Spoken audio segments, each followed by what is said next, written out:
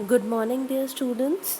कैसे हैं आप सब लोग। मेरा नाम है गिरिजा चौहान और आज हम स्टार्ट करने वाले हैं 12th क्लास की unit 2 that is genetics and evolution.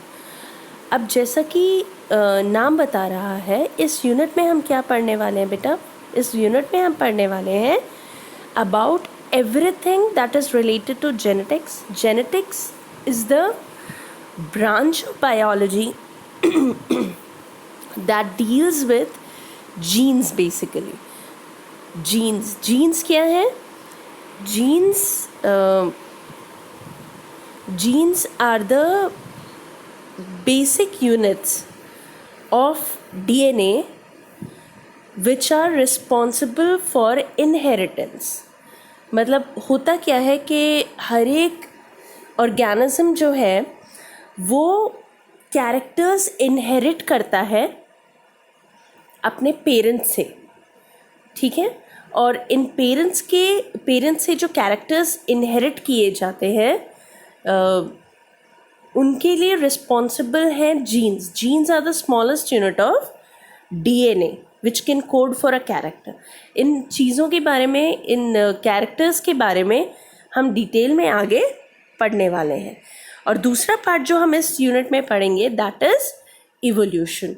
Evolution मतलब किस तरीके से, देखिए इवोल्यूशन क्या है। Evolution is an on going process, लगातार होने वाला प्रोसेस है जो कि कभी नहीं रुकता है और ग्रेजुअली वो होता रहता है, राइट। जो ऑर्गेनिजम्स आज हम अपने आसपास देखते हैं, इवन ह्यूमन बीइंग्स जो हम अपने आसपास देखते हैं, ह्यूमन बीइंग्स हमेशा से ऐसे नहीं थे जैसे वो दिखते हैं, राइट।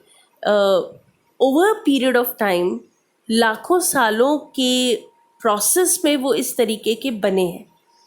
सो पिछले कई लाख सालों में उनके अंदर बहुत सारे चेंजेस हुए हैं और ये जो चेंजेस है ये they pave the way for evolution. ये जो चेंजेस हैं ये ही एवोल्यूशन को जन्म देते हैं।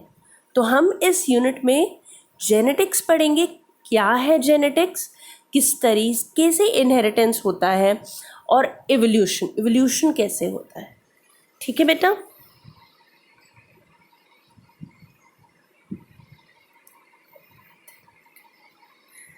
हाँ जी। Now the first chapter of this unit is Principles of Inheritance and Variation. Chapter 5, Principles of Inheritance and Variation.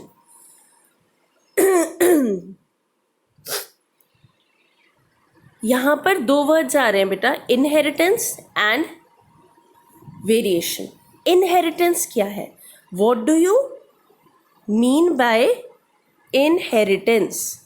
Inheritance जो वर्ड है इसका मतलब सिंपली क्या होता है, जो हमने जो इनहेरिट किया है अपने पेरेंट्स से। हर एक ऑर्गेनिज्म अपने पेरेंट्स से कुछ इनहेरिट करता है। क्या इनहेरिट करता है?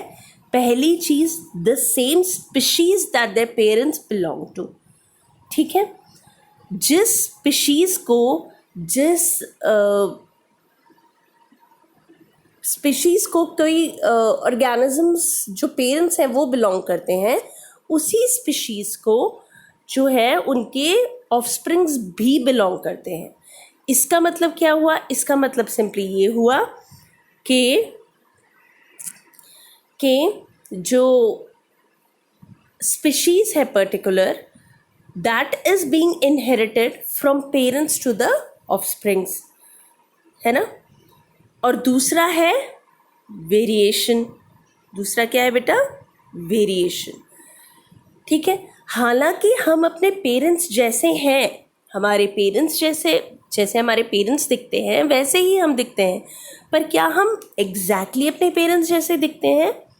नहीं, कुछ चेंजेस होते हैं। अब मान लीजिए कोई इंसान अगर आपको देखता है, अ पर्सन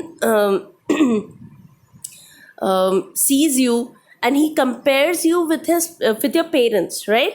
जो इंसान है वो आपको आपके पेरेंट्स के साथ कंपेयर कर रहा है, तो वो किस तरीके से कहेगा? हो सकता है वो कहे कि भाई आपकी जो आईज़ हैं वो बिल्कुल अपने फादर जैसी हैं, और आपकी जो लिप्स हैं वो बिल्कुल आपकी मदर जैसे हैं, ठीक है? तो हालांकि आईज़ आपकी मदर जैसी हैं, फादर जैसे हैं, और लिप्स आपकी मदर जैसे हैं। How is it possible? It just means that आप अपने फादर को भी रिजेंबल करते हैं और अपनी मदर को भी रिजेंबल करते हैं, but you still have your own identity, ठीक है? You still have your own identity. तो इस चैप्टर में हम यही पढ़ने वाले हैं कि एक ऑर्गेनिज्म अपने पेरेंट्स के जैसा होते हुए भी किस तरीके से उनसे अलग होता है, डिफरेंट होता है। नाउ जो मेन टॉपिक्स हम इस चैप्टर में पढ़ने वाले हैं, they include Mendel's law of inheritance. देखिए, मैंडल का नाम आप सबने पढ़ा है, अभी हम डिटेल में इसके बारे में पढ़ेंगे। एक्चुअली मैंडल कौन थे, उन्होंने क्या काम किया था, बट मैंडल का नाम आप सब जानते हैं, 10th में भी आपने पढ़ा है बेटा। Mendel is known as the father of genetics. Why father of genetics? Because he was the first person who actually gave a reliable theory on inheritance, ठीक है? हाइपोथेसिस बहुत सारे मिले। अब बेटा, हाइपोथेसिस और थ्योरी में क्या डिफरेंस होता है? बेसिकली हाइपोथेसिस होती हैं बहुत सारे व्यूज़ जो भी कोई भी साइंटिस्ट जो होता है वो पुट करता है कि भाई मान लीजिए मैंने पुट किया कि इनहेरिटेंस कैसे हुई। मैंने कहा कि भाई जो पेरेंट्स हैं उनकी कैरेक्टरिस्टिक्स सेक्सुअल रिप्रोडक्शन के दौरान मिक्स होती हैं और वो जो ऑफस्प्रिंग है उसमें अपीयर हो जाती हैं। ये एक हाइपोथेसिस है, ये मैंने सिर्फ एक स्टेटमेंट दे दी, इसका कोई भी साइंटिफिक बेसिस नहीं है, कोई भी साइंटिफिक प्रूफ नहीं है। जब तक किसी भी स्टेटमेंट का कोई साइंटिफिक प्रूफ नहीं होता तब तक उसे हम क्या बोलते हैं? हाइपोथेसिस। जैसे ही हमारे पास किसी भी हाइपोथेसिस का साइंटिफिक प्रूफ आ जाता है तो उस हाइपोथेसिस को हम बोलते हैं थियरी। तो मैंडल जो थे मैंडल जो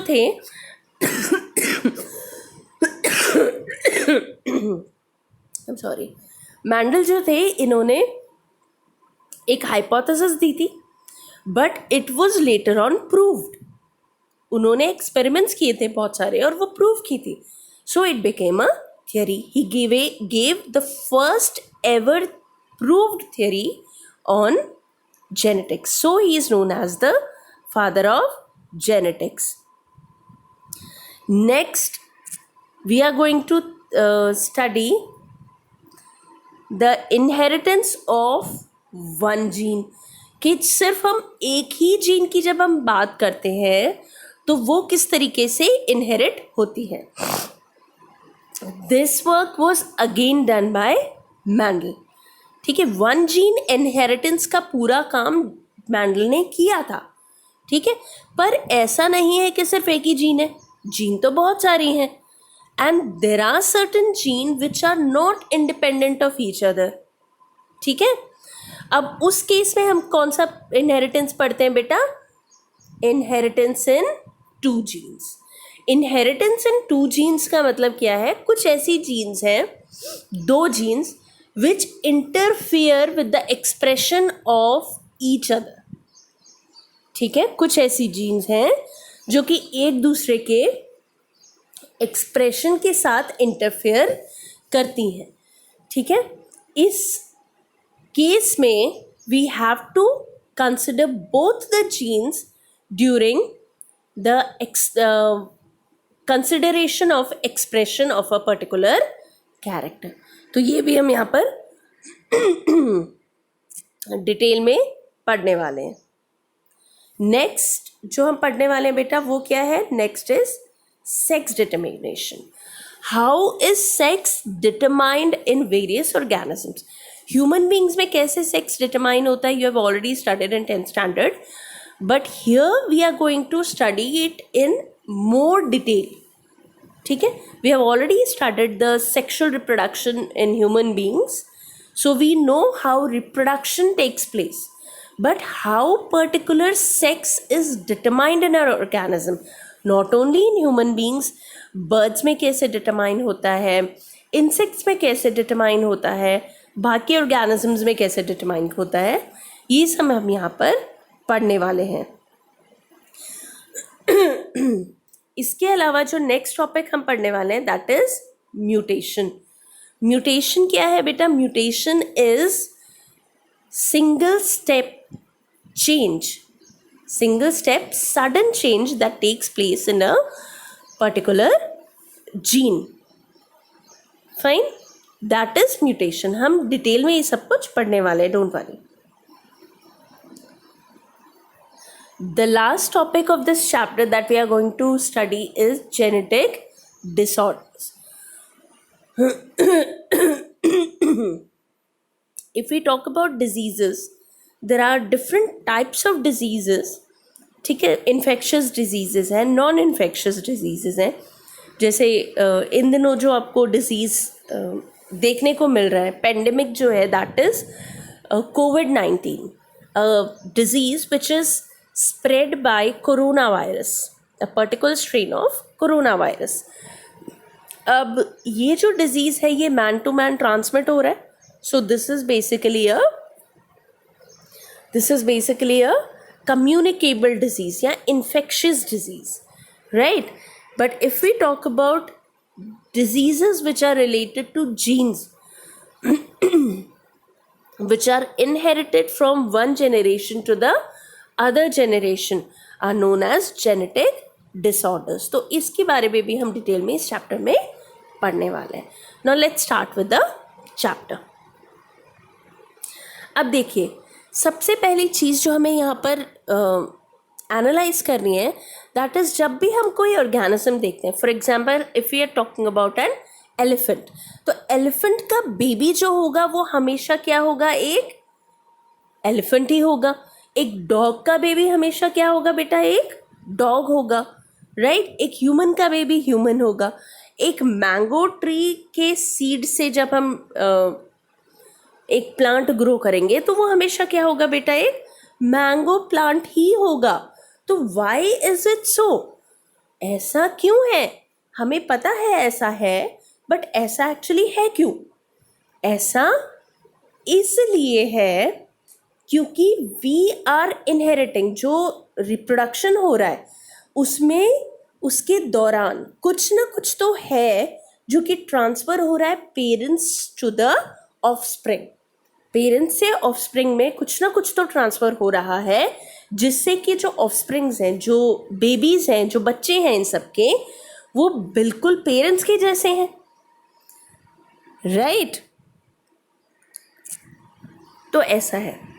अब अगर हम बात करें तो क्या सच में हर एक ऑफस्प्रिंग आइडेंटिकल है to the parents? Is that so? आपके भाई बहन होंगे, राइट. आप भी अपने पेरेंट्स के बच्चे हैं और आपके भाई बहन भी आपके पेरेंट्स के ही बच्चे हैं, राइट.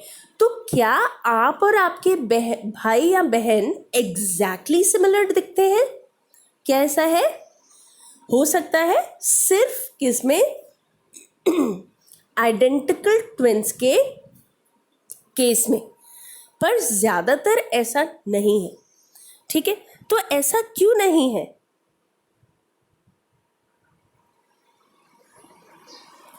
ऐसा क्यों नहीं है? ठीक है, तो कभी कभी तो आपके जो सिबलिंग्स हैं वो आपसे इतने ज़्यादा सिमिलर नज़र आते हैं और कभी कभी वो इतने ज़्यादा डिफरेंट नज़र आते हैं. आई मीन आपके सिबलिंग्स, आपके भाई बहन आपके जैसे दिखते भी हैं और नहीं भी दिखते. उनमें कुछ कैरेक्टरिस्टिक्स आपसे मिलते जुलते हैं, कुछ कैरेक्टरिस्टिक्स आपसे मिलते जुलते नहीं हैं. तो ऐसा क्यों है? क्या है ये दो चीज़ें? देखिए, similarity is due to inheritance. And differences are due to variation. आई आपको बात समझ में? हम हमारे पेरेंट्स के जैसे दिखते हैं क्योंकि हमने उन्हीं से जीन्स इनहेरिट किए हैं, पर एट द सेम टाइम हम अपने पेरेंट्स से थोड़े से अलग भी दिखते हैं, है ना? क्यों दिखते हैं? क्योंकि ड्यूरिंग सेक्सुअल रिप्रोडक्शन एक बहुत बड़ा प्रोसेस हुआ है which is known as variation. आपने 10th में इसके बारे में पढ़ा होगा। वेरिएशन क्यों होता है बेटा? Due to crossing over. 11th में भी आपके पास था माइटोसिस मियोसिस। अपने मियोसिस के दौरान यू ऑलरेडी नो, मियोसिस के दौरान क्रॉसिंग ओवर होता है, ठीक है? जो होमोलोगस क्रोमोसोम्स जब पेयर होते हैं ड्यूरिंग गैमीट फॉर्मेशन, तो उनके अंदर जीन्स का एक्सचेंज होता है, दैट इज क्रॉसिंग ओवर। और इसी की वजह से हमें क्या मिलता है बेटा? वेरिएशन मिलता है। अब जेनेटिक्स अगर हम बात करें तो जेनेटिक्स क्या है? Genetics actually deals with the inheritance as well as the variation. So it is the subject that deals with both inheritance as well as the variation of characteristics from parents to the offspring. ठीक है? तो genetics किसके बारे में deal कर रहा है बेटा? इनहेरिटेंस के बारे में भी डील करता है और वेरिएशन के भी बारे में डील करता है, ठीक है?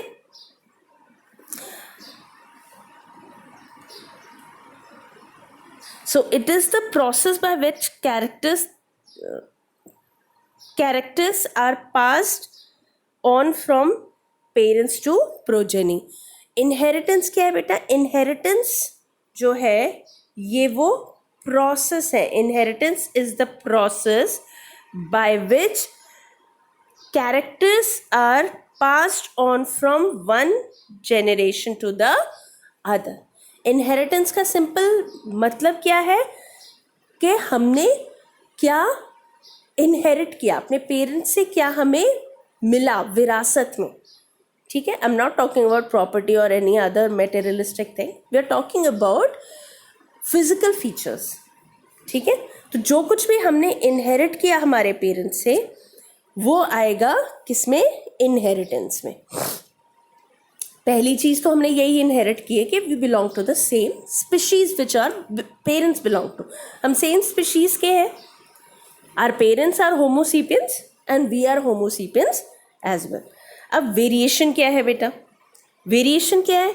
Variation is the degree by which progeny differ from their parents, ठीक है? तो वेरिएशन क्या है? वेरिएशन वो डिग्री है, वो डिग्री है जहाँ तक जो ऑफस्प्रिंग्स हैं, जो बेबीज़ हैं, जो बच्चे हैं, वो अपने पेरेंट्स से डिफ़र करते हैं, ठीक है? कुछ केसेस में आप बिल्कुल अपने पेरेंट्स के जैसे सिमिलर दिखते हैं तो वहाँ पर वेरिएशन क्या है? कम है, ठीक है? जहाँ आप अपने पेरेंट्स से ज़्यादा डिफरेंट नज़र आते हैं वहाँ वेरिएशन ज़्यादा है, ठीक है? अगर इनहेरिटेंस यानी कि सिमिलैरिटी बहुत ज़्यादा है तो वेरिएशन कम होगा।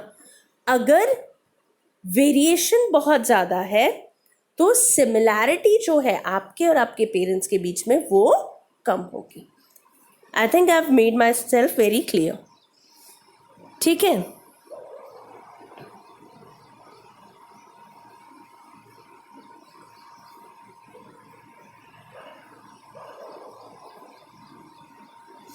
अब था क्या बेटा? ऐसा नहीं है कि हमारे जो पुराने साइंटिस्ट हैं या पुराने लोग हैं इन्हें इसके बारे में कुछ नहीं पता था। Around 800 to 1000 BC, sorry 8000 to 10,000 BC जो तब के जो लोग थे उन्हें भी पता था कि कुछ ना कुछ तो है जो हम पेरेंट्स से इनहेरिट कर रहे हैं, और इसका बेसिस कहाँ मानते थे वो? सेक्सुअल रिप्रोडक्शन में, कि भाई सेक्सुअल रिप्रोडक्शन जो है, रिप्रोडक्शन की वजह से वेरिएशन या फिर इनहेरिटेंस होता है। पर उन्हें ये बेसिकली ये पता नहीं था कि ऐसा क्यों हो रहा है, साइंटिफिक बेसिस, साइंटिफिक फैक्ट क्या है इसके पीछे, तो उन्हें ये नहीं पता था। ठीक है, इसका जो सबसे बड़ा हमें एग्जाम्पल नज़र आता है बेटा, वो नज़र आता है पुराने टाइम की ब्रीडिंग में। ठीक है, पुराने टाइम की ब्रीडिंग में। ठीक है, जैसे कि हमारी जो है साहिवाल, साहिवाल क्या है बेटा? एक काऊ की ब्रीड है। It is a cow's breed in India, जो कि एक्चुअली क्रॉस ब्रीड है। It is a cross breed. तो अलग अलग दो ब्रीड्स को मिलाकर साहिवाल जैसी एक ब्रीड को निकाला गया। ये आज तो नहीं किया गया, this was done long back, बहुत पहले। तब जब मैंडल ने कैरेक्टरिस्टिक्स भी, मैंडल ने अपना जो एक्सपेरिमेंट करके ये पूरा बेसिस जो था जेनेटिक्स का, ये हमारे सामने नहीं रखा था। इसका एक और एग्जाम्पल हम देख सकते हैं। You must have seen the breed of certain dogs. ठीक है, बहुत सारे डॉग्स हैं जिनकी जो ब्रीड्स हैं which are actually a cross between the dog and the wolf, right? तो डॉग और वुल्फ के बीच की जो क्रॉसेस हैं, उनसे भी बहुत सारी ब्रीड्स जो हैं ह्यूमन ने एक्सट्रैक्ट की थी डॉग्स की। For example German shepherd, German shepherd जो है, it is a breed which was initially obtained by crossing a wolf with a dog, right? अब सबसे बड़ी प्रॉब्लम जो हमारे एंसेस्टर्स के साथ थी कि उन्हें ये तो पता था कि इनहेरिटेंस जो है वो सेक्सुअल रिप्रोडक्शन से आ रहा है, पर उन्हें जो साइंटिफिक बेसिस है इसका, इसके बारे में नहीं पता था। Is that clear? अब हम जो पढ़ने वाले हैं, नेक्स्ट टॉपिक जो हम स्टार्ट करेंगे बेटा, that is related to the Mendel's law of inheritance, most important and the basis of genetics. He started with the field of genetics. He was the pioneer of the field of genetics. ठीक है, वो पहले इंसान थे जिन्होंने genetics जो था इसे बनाया था, स्टार्ट किया था, इस पर रिसर्च स्टार्ट की थी। तो मैंडल के बारे में, before going to his work, we should know a little about Mendel. Mendel का जो फुल नेम था I'm sorry, मैंडल का जो फुल नेम था, his full name was Gregor John Mendel. His full name was Gregor John Mendel, and he was a monk. So there's a long story behind it why he actually became a monk. Basically, he was a very bright student and he was keenly interested in studies, right? वो बहुत पसंद था उन्हें पढ़ना। पर जिस घर में, जिस माहौल में वो रहते थे, उनका घर, उनके जो फैमिली थी, it was really very poor, बहुत गरीब परिवार से थे, और उनके पेरेंट्स जो थे वो स्टडीज़ को अफोर्ड नहीं कर सकते थे। So when he grew a bit younger, थोड़े से बड़े हुए, थोड़े से जवान हुए, तो उन्होंने डिसाइड किया कि उन्हें पढ़ना सबसे ज़्यादा ज़रूरी था। तो उस टाइम क्या था, सबसे ज़्यादा पैसा, जो वेल्थ थी, वो उस टाइम के चर्चेस के पास थी। तो जो मैंडल थे, मैंडल ने डिसाइड किया कि मैं पढ़ने के लिए चर्चेस के पास जाऊंगा, और चर्च के पास जाने का सिर्फ एक ही तरीका था, क्या था? टू बिकम अ मॉन्क, एक सन्यासी बन जाना। तो ही बिकेम अ मॉन्क, सन्यासी बने, ताकि ये अपनी स्टडीज़ आगे कंटिन्यू कर सके। So he was masters in mathematics. Now this is very strange, right? He was masters in mathematics, और एक मैथमेटिशियन थे but he did his work in biology. Actually आपको बहुत सारे ऐसे मैथमेटिशियंस मिल जाएंगे who had done their studies in mathematics but contributed very important things to biology. ठीक है, टाइम पर हम उन्हें भी डिस्कस करते रहेंगे whenever it's like required. So he was mathematician and he did his work on pea plant. ठीक है, अब क्योंकि ये मैथमेटिशियन थे तो जो कुछ भी इन्होंने देखा, ऑब्जर्व किया थ्रू हिज एक्सपेरिमेंट्स, इन सबको इन्होंने क्या किया, इन्होंने मैथमेटिकल इक्वेशंस में सम अप कर दिया. ठीक है, अब थोड़ा सा पढ़ते हैं मैंडल के वर्क के बारे में. सो हमारे जो मैंडल थे, ही conducted his work on garden pea. उन्होंने किस पर काम किया था बेटा? गार्डन पी पर काम किया था. ठीक है, और कब किया था? 1856 से 1863 तक. ठीक है, इस दौरान इन्होंने ये जो पी थे ये अपने ही चर्च के गार्डन में ये प्लांट्स उगाए थे. ठीक है, और इनसे जो इस एक्सपेरिमेंट से ये ग्रोथ, जो ये बार बार प्रोजेनीज को ग्रो किए जा रहे थे, इससे जो भी इन्फेरेंसेस मिले थे इन्हें, जो भी रिजल्ट मिला था, उसे इन्होंने क्या किया था, मैथमेटिकल फॉर्म में एक्सप्रेस कर दिया था. ठीक है, अब पहली बार ऐसा कुछ हुआ था बेटा, ऐसा कुछ हुआ था कि जो बायोलॉजिकल बेसिस था, मतलब if you talk about like genetics, तो ये पूरा बायोलॉजी का टॉपिक है और इसमें मैथमेटिकल लॉजिक यूज़ हुआ था. तो पहले तो लोगों को यही बहुत अजीब लगा कि भाई मैथमेटिक्स का टॉपिक तो नहीं है ये, it is a topic of biology and it has nothing to do with maths. तो how can you express these things with the help of mathematical logics और एक्सप्रेशंस. ठीक है, तो ये बहुत बड़ी कंफ्यूजन थी. ये एक बहुत बड़ी वजह थी कि मैंडल का वर्क जो था वो इनिशियली एक्सेप्ट नहीं हुआ, क्योंकि जो मेन स्ट्रीम साइंटिस्ट थे उस टाइम के, उनसे ये बात डाइजेस्ट ही नहीं हो रही थी कि आप कैसे इनहेरिटेंस पैटर्न को मैथ्स की हेल्प से बता सकते हैं, एक्सप्लेन कर सकते हैं.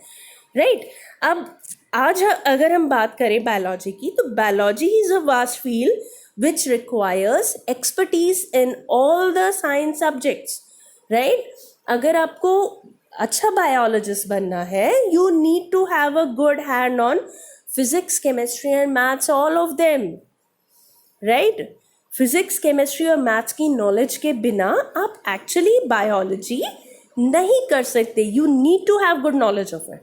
राइट, पर उस टाइम के साइंटिस्ट ऐसा नहीं सोचते थे. ठीक है,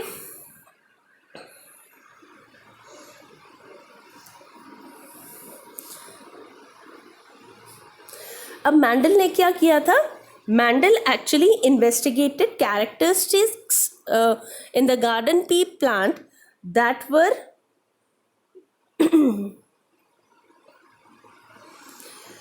that was mentioned as two opposite traits. opposite traits का यहाँ पर मतलब उन्होंने एक एक कैरेक्टरिस्टिक ली प्लांट्स की. ठीक है, जो कि एक दूसरे से बिल्कुल अलग थी. फॉर एग्जाम्पल यहाँ देख लीजिए आप.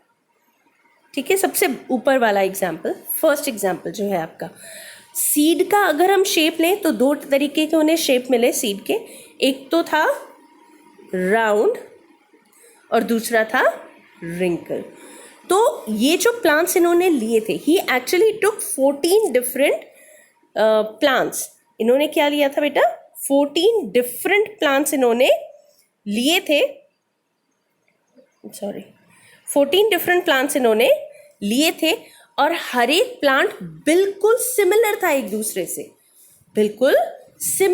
दूसरे से, except for one character.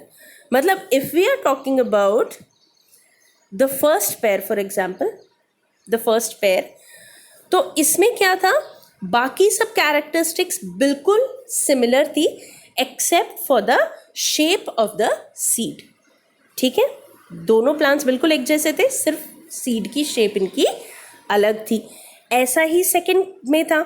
Second आप देखिए, अगर हम सेकंड एग्जाम्पल देखते हैं तो इनमें क्या है बेटा, colour of the seed, one is yellow one is green. तो बाकी सब कैरेक्टरिस्टिक्स में ये दोनों प्लांट्स कैसे होंगे, बिल्कुल सिमिलर। ठीक है, तो इन्होंने क्या किया था, इन्होंने 14 डिफरेंट प्लांट्स लिए थे जिनके इन्होंने दो दो दो दो करके 7 पेयर्स बना लिए थे। राइट, अगर आप यहाँ पर देखें तो देयर आर 7 पेयर्स। राइट, और इन 7 पेयर्स में क्या था, हर एक पेयर में सिर्फ एक कॉन्ट्रास्टिंग कैरेक्टर प्रेजेंट था, बाकी सब तरीके से ही जो प्लांट्स थे ये एक दूसरे को सिमिलर थे। राइट, तो इन्होंने क्या किया था बेटा, he cross pollinated the plant, he cross pollinated the plant and conducted his experiment। ठीक है, और ये जो क्रॉस पॉलिनेशन उन्होंने किया था, इसमें इनमें क्या यूज किया था बेटा, true breeding plants. True breeding plants क्या होते हैं, you can actually see the definition over here. ठीक है, a true breeding plant, true breeding line is one that having undergone continuous self pollination, मतलब लगातार क्या किया गया है, उसे सेल्फ पॉलिनेट किया गया है। ठीक है, and shows the stable trait, inheritance and expression for several generation. मतलब एक प्लांट जिसे आप लगातार बहुत सारी जनरेशन्स तक सेल्फ पॉलिनेट करते रहें, और सेल्फ पॉलिनेशन के बाद हर एक जनरेशन में सेम कैरेक्टरिस्टिक्स प्लांट शो कर रहा है। इसका मतलब वेरिएशन क्या हो रहा है, variation is 0, there is no variation in the plant. ठीक है, तो ऐसे जो पूरा प्लांट होगा, ऐसे जो ऑर्गेनिज्म होगा, that will be known as true breeding line. True breeding line आपको समझ में आ गया, एक ऐसा ऑर्गेनिज्म जो कंटिन्यूसली सेल्फ पॉलिनेट होने के बाद भी बहुत सारे जनरेशन्स तक कोई भी वेरिएशन शो नहीं कर रहा, उसे हम बोलेंगे ट्रू ब्रीडिंग प्लांट। अब इसमें हमने क्या लिया था, मैंने आपको थोड़ी देर पहले बताया था, he actually took 4 true breeding plants. ठीक है, और इनमें सारे के सारे ट्रेट्स जो थे, सारे के सारे कैरेक्टरिस्टिक्स सिमिलर थे except for the one character that he took as the contrasting character. अब हम देखते हैं ये जो 7 पेयर्स थे, इनमें क्या क्या थे। First pair was based on seed shape. ठीक है, सीड शेप कौन कौन सा है बेटा, first is round, second is wrinkled. तो ये फर्स्ट कॉन्ट्रास्टिंग कैरेक्टर हो गया। दूसरा देखिए, second character was seed colour, first was yellow, second was green, तो ये कॉन्ट्रास्टिंग हो गया। Next is flower colour.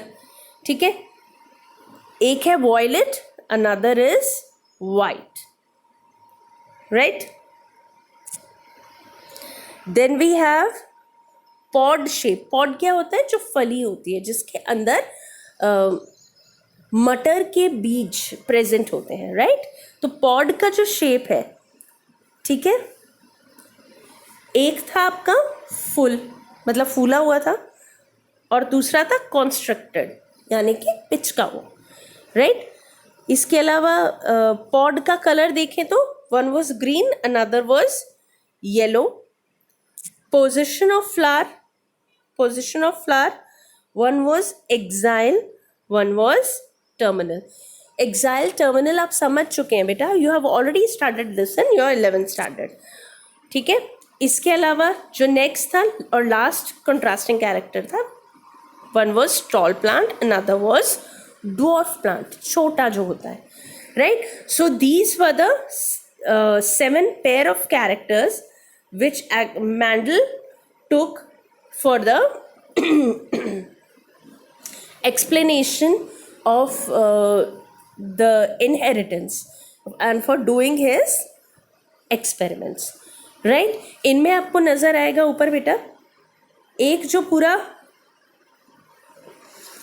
पूरा सीरीज है that is made from dominant traits and another set is recessive trait.